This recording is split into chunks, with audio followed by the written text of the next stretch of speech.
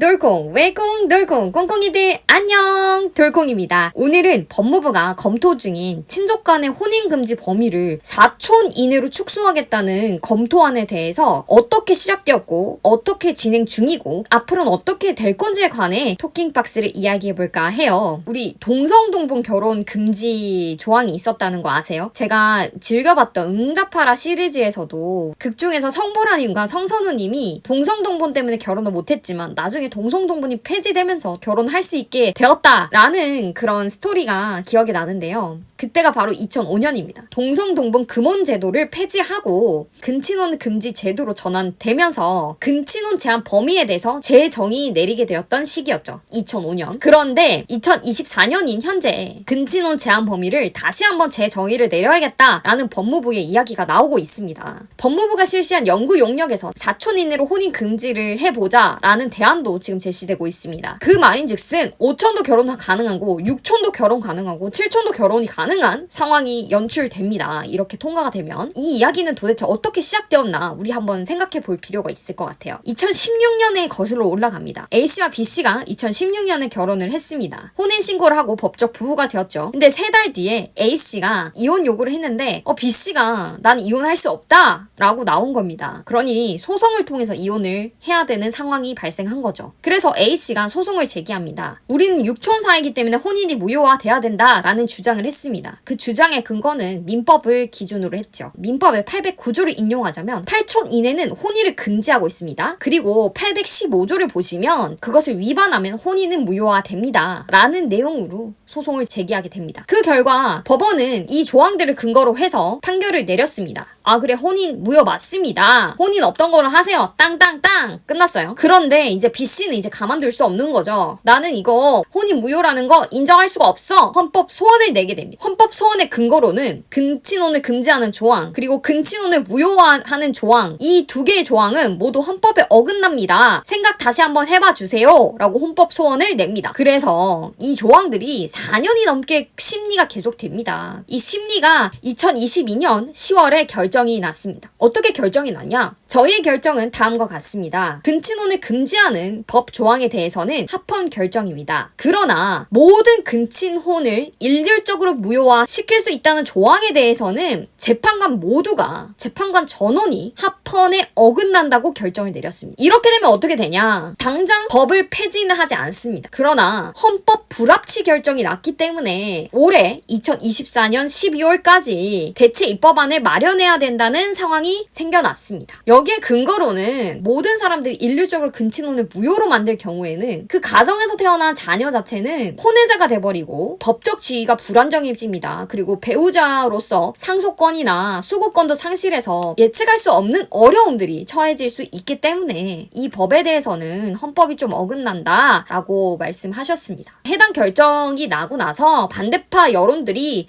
나타났습니다. 아니 어떻게 당숙이 사돈이 됩니까? 사돈이 될 수 없습니다. 그리고 우리나라의 질서를 깨트리는 행위니 당장 그만두세요. 사회 혼란을 일으키고 국론이 분열되고 가정이 파괴되는 행위입니다. 당장 그만합시다. 이건 있을 수 없는 일입니다. 라고 성균관 회원들이 목소리를 내고 있습니다. 성파는 이런 입장을 또 냅니다. 법무부 입장은 이런 거예요. 헌법재판소의 결정의 배경에는 이런 얘기들이 있습니다. 보고서는 미국, 프랑스, 독일 등 서구 선진국뿐만 아니라 중국과 아시아 주요 국가들도 4촌간 또는 5촌간의 혼인을 금지하지 않아요 라는 지적을 하면서 우리나라 자체가 지금 5촌 이내의 혈족들이 가족으로서 유대감을 유지하는 경우가 현저히 감소한 상태입니다. 그런 사회적인 배경이 있습니다. 우리가 4촌 이내끼리는 친하게 지내는 것도 사실 드문 현상이고 5촌 넘어가면 누가 누군지 5촌의 계보가 누군지 먼 친척 같은 경우는 혈족 관계 자체도 그 촌수도 알기 어려운 세상에 살고 있다. 친족이라는 거 자체의 여부도 지금 확인하기가 어려운 세상에 살고 있지 않냐. 그래서 이게 결국엔 오늘날의 보편적으로 받아들이는 통념이라고 보기 어려운 상황이지 않느냐. 이런 요런 얘기가 주된 쟁점이죠. 그런데 이제 반대파의 의견을 또 들어보면 유전적으로나 생물학적 이유가 있습니다. 유전학적으로 근친 간의 결혼에 대해서는 흥미로운 연구 주제였어요. 과거에서부터 현재까지. 이제 고대 이집트로 한번 넘어가 보면 파라오는 신의 아들이니까 자기네들끼리 결혼을 했단 말이에요. 왕족을 자기네들끼리 형성을 해야 되기 때문에 결국에는 친족 간의 결혼으로 가문이 이어지는 그런 형태를 볼 수 있잖아요. 그래서 유전병이 되게 많이 일어났었어요. 그때 당시에 주걱턱 유전이라고 들어보셨나요? 함스부르크 립이라고 주걱턱이 계속 유전되면서 결국 씹지 못하는 병에 걸려서 요절이 된 역사적 히스토리가 있다. 우리가 잘 아는 클레오파트라도 결국엔 근친혼 가문의 마지막 왕녀이잖아요. 그리고 이거는 이제 파라오를 넘어서 우리나라에도 근친혼이 있었잖아요. 유명한 일화가 있잖아요. 태종 무열왕 김춘추의 딸 지소부인이 누구랑 결혼했어요? 김유신하고 결혼했잖아요. 근데 지소부인이 누구예요? 김유신의 여동생의 딸이에요. 그러니까 이게 무슨 족보냐? 김유신의 여동생이랑 누구랑 결혼했어요? 김춘추랑 결혼했어요. 그런데 거기에 있는 딸과 누구랑 결혼했다? 김유신하고 결혼했다. 그러니까 조카랑 결혼한 거죠. 그러니까 결국엔 어떻게 족보가 됐어요? 태종 무열왕 김춘추는 관계가 어떻게 된 거예요? 김유신하고 관계가? 처음엔 친구 사이였잖아요? 친구 사이였다가 나중에 어떤 사이가 됐어요? 처남이 됐잖아요? 식구가 됐죠? 처남이 됐는데 이제 누가 된 거예요? 이 사이가 돼버린 거예요.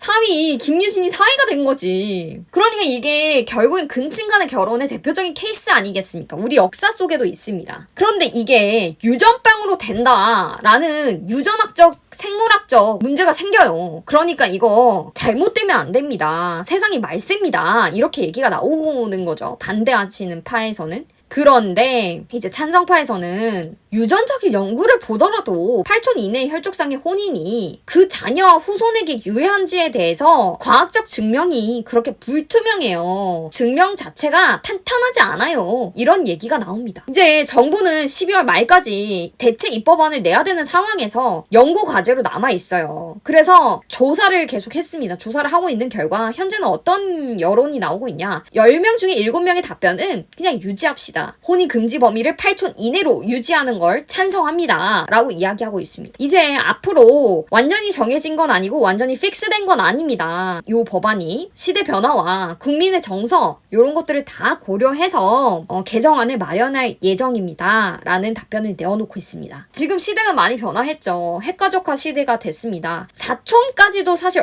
얼굴 보기 힘든 시대잖아요. 5촌, 6촌 넘어가면 누가 누군지를 잘 모르는 시대가 되긴 했어요. 그럼에도 불구하고 우리 대한민국의 정서는 민족의 얼과 정신을 중요하게 생각하는 또 민족이잖아요. 법 제도라는 게 바꾸기도 어렵고 그리고 새롭게 만들기도 어려운 게 법이잖아요. 법무부의 현재의 입장, 시대 변화와 국민의 정서를 반영할 것이다 라는 입장처럼 근친혼 제한 범위에 대해서 재정의를 내릴 때 2024년 이 현재 시점에서 어떠한 판결이 내려질지 저희는 지켜봐야 될 것 같습니다. 오늘은 친족 간의 혼인 금지 범위에 대해서 한번 이야기해 보았습니다. 다음 시간에는 더 프레시하고 재미난 것들로 토킹박스를 채우도록 하겠습니다. 구독과 좋아요 꼭꼭꼭 한번 부탁드려요. 다음 시간에 만날게요. 빠콩!